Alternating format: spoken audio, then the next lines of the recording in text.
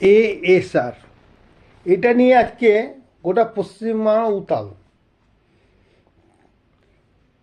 আমরা বলি, অর্থাৎ জেলা বার্তার টিম বলে, এসআরটা কোনো ব্যাপার নয়, মানুষকে বিভ্রান্তিতে ফেলে দিচ্ছে তুই একটি দল, তার মধ্যে প্রধান হচ্ছে বিজেপি। জানতে হবে, তারা বলছে 2002-এ যাদের ভোটার লিস্টে নাম নাই তাদের নাকি এই দেশে থাকার অধিকার নাই। এটা ভুল বার্তা।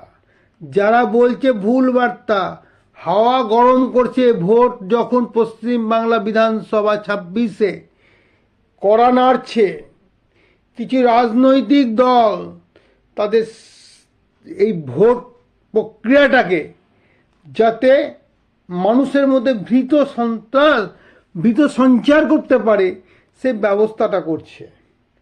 আমরা বলি না। এর আগেও সিপিএম যখন এই জামানায় ছিল, আপনারা জানেন একটা সময়, তখন এই এসআর চলছিল, এটা নামটা অন্য ছিল, প্রচুর ভোটার বাদ গিয়েছিল। তাই বলছি, 2002 সালে যাদের নাম নাই ভোটার লিস্টে তাদের চিন্তার কোনো কারণ নাই। তাদের মা বাবা কারোর যদি নাম থাকে তাহলেও পরেও চলবে। যদি মা বাবার নাম না থাকে, অনেক ডকুমেন্টস আছে, সেগুলো যদি জমা দেওয়া হয়, হিয়ারিংয়ে আপনাদের সাবমিট হতে হবে, আপনাদের সজমিনে থাকতে হবে। দেখুন না, এত ভয়, এত ভীত কেন? কোনো ভয় নাই। যারা বৈধ, তারা এই ভারতেরই নাগরিক, এই বাংলারই নাগরিক, তারা থাকবে। এ নিয়ে কোনো প্রশ্ন হবে না। অযথা যারা অপপ্রচার করছে তাদের কাছে বিনম্র অনুরোধ, করবেন না। বিশেষ করে একটি ধর্মীয় রাজনৈতিক দল যেটা করছে, বা যে কোনো রাজনৈতিক দল করুক, আমি একটা রাজনৈতিক দলকে বলছি নয়, যে কোনো রাজনৈতিক দল করে, তাদেরকে অনুরোধ করবেন না। বাংলার মানুষ খুব শান্তিপ্রিয়, শান্তিভাবে বাস করতে চায়। এখানে হিন্দু মুসলমান বলে কোনো বিভাগ নাই। সবাই আমরা ভারতের নাগরিক।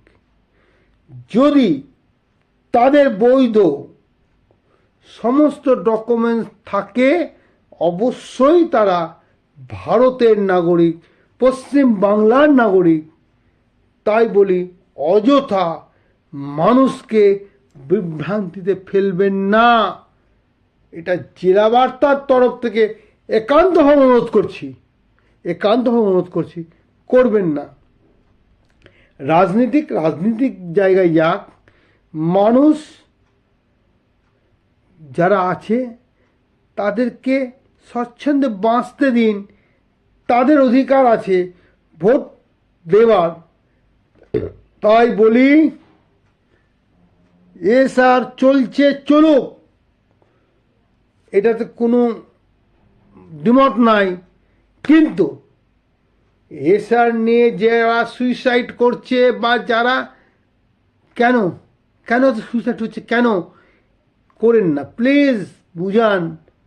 আপনারা কেউ বিদেশ যাবেন না, আপনারা কোথাও যাবেন না। শুধু এই ডকুমেন্টসগুলো যদি থাকে আপনাদের, কোনো অসুবিধা নেই। জেলা বার্তার তরফ থেকে মানিক ভট্টাচার্য, মুর্শিদাবাদ থেকে।